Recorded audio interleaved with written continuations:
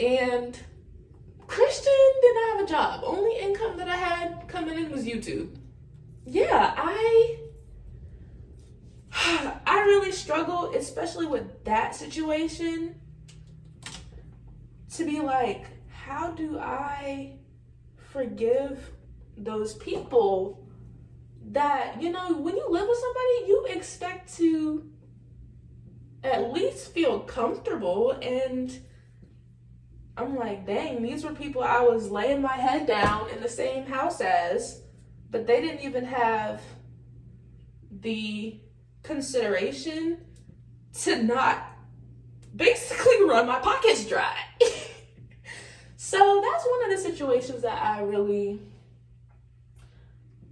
struggle with. If you've been staying up to date with my current videos, you already know my living situation currently has been pretty much reflective of all the first two living situations. But as I've stated in the past, like, I really thought this time was going to be different because I felt closer than the last person that convinced me to live with them. And I guess the problem I'm having in this situation with forgiveness is that there was an offense to me. I'm not going to speak in code because I haven't blatantly said what happened on my channel yet. I've been very vague, and I've said very vague things about it, but I'm just going to go ahead and say it flat out. So, my current roommate got in my face and cursed me out. She got in my face and she cursed me out because I was sitting by a window and she came over by the window and opened it. Because the smoke detectors are so sensitive in the apartment, you know, most of the time when college students live in apartments, they know who's living in here, so they're trying to make sure nobody burns the building down. So they're super sensitive. Like, even steam from making pasta will set the alarm off. So something that we did normally do was open a window while cooking so that the smoke detector wouldn't go off. But I've never opened a window next to a person that was sitting next to the window without, first of all, I've never done it because I would definitely say, hey, I know we're not on good terms right now, but would you mind if I open the window? Another thing that adds some context to the story is that it was snowing that day. It was about 20 degrees. So I'm sitting on the couch, cold. I got my blanket on. So she is cooking. She comes to the window and she opens it.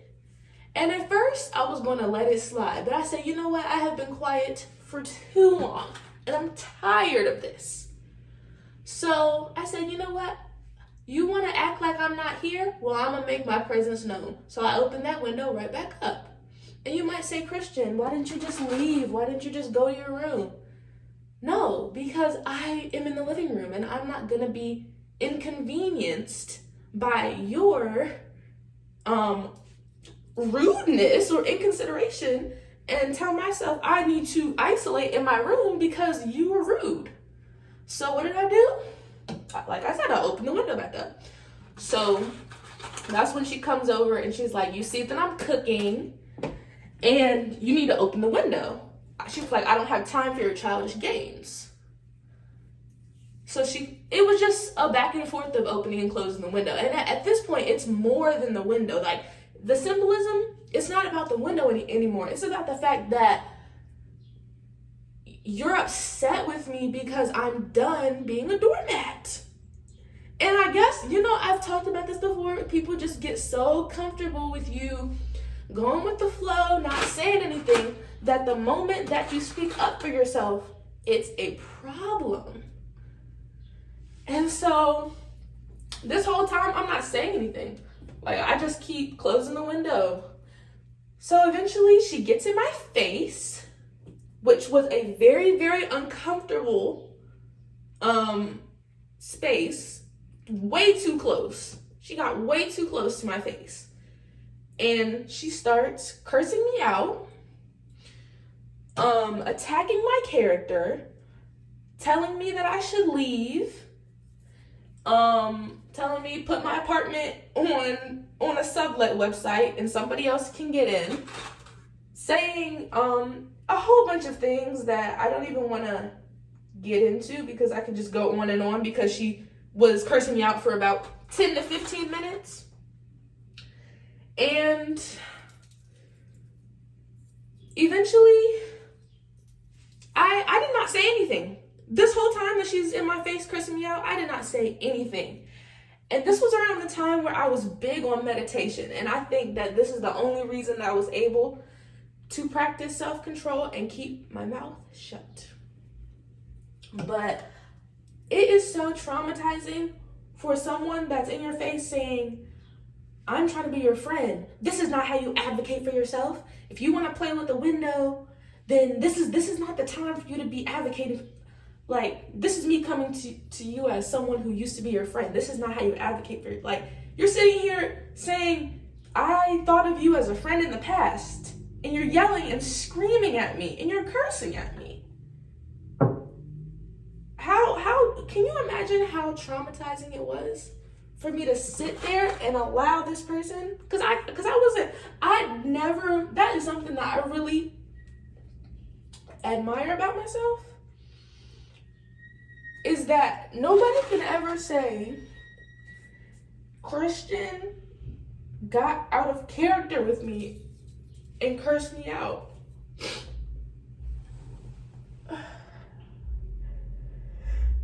Like, nobody will ever be able to say Christian went off on me, or Christian was rude to me in a moment where, rightfully so, she was very angry.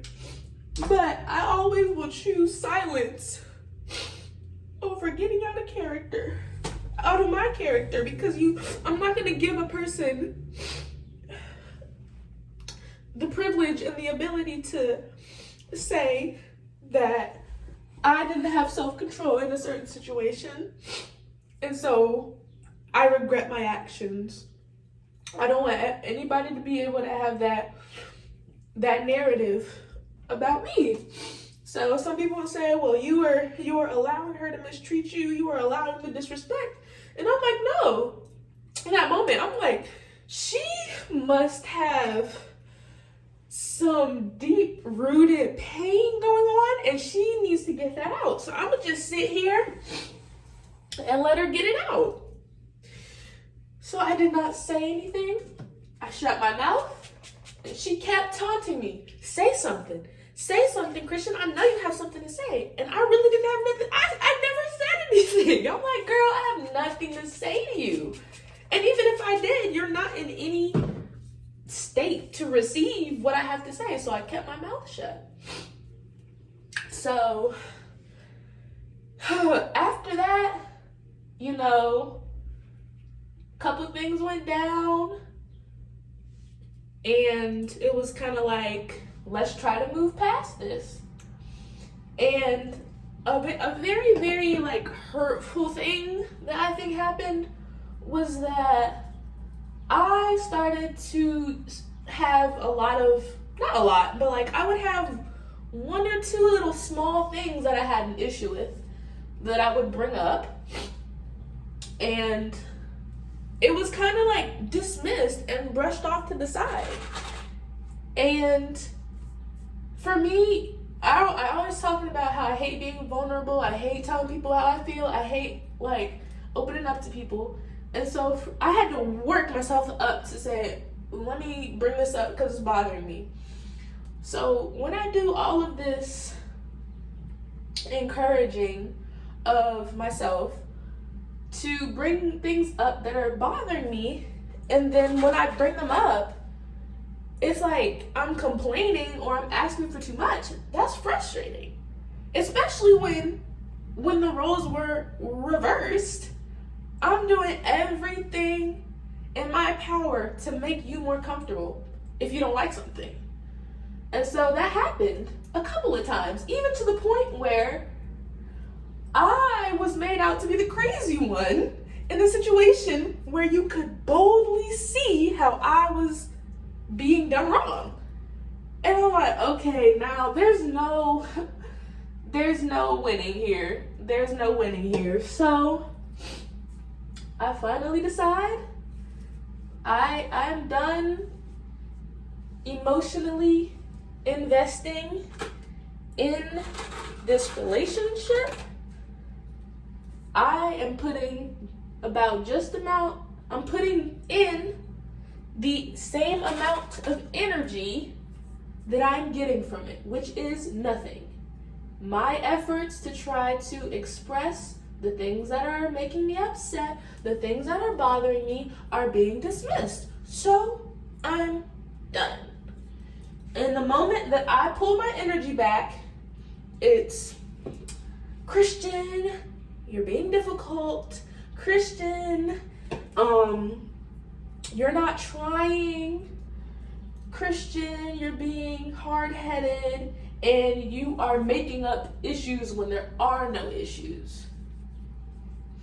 So you can imagine the space that I'm in where, well, you probably can't imagine, but I'm in a space where somebody that considered me a friend got in my face and cursed me out, and then it's acting like I'm the bad guy. And now we don't speak a word to one another. And I'm trying to figure out, how do I move forward from this situation?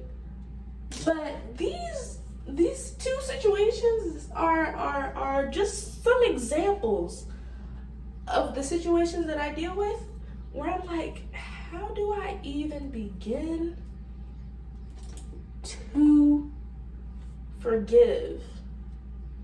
Because even, let's say I really do get to the forgiveness place, how do I stop the stories and the situations playing in my mind over and over again? Because I don't think that's ever gonna stop. So, transparency, those two situations mainly, I'm not gonna say that, but those are two examples that I feel comfortable sharing details about that I haven't spoken up about before for various reasons. But yeah, so if anybody has tips or advice on forgiveness, because I don't know, I don't, maybe I'm just not ready, and I think that's fine to say. I think it's fine to say I'm just not ready, because I could lie right now and say, oh, I forgive them, I'm moving forward with my life, and I still hold that resentment in my body. So I'm not gonna lie. Even though some of those situations happened 2 years ago, it still hurts. Still hurts me. And I knew I was gonna end up crying because I felt that lump in my throat since I first started talking. But those two situations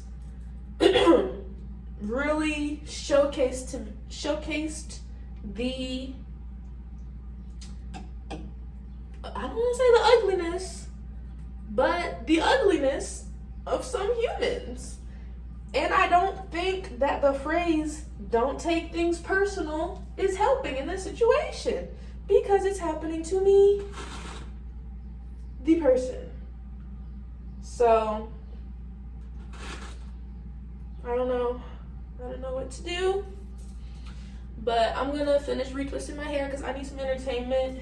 I'm actually going pretty fast, but I need some entertainment, and I'm not about to run up my phone storage, so I'll come back when I'm done. So this is what my hair looks like at the end of the retwist process.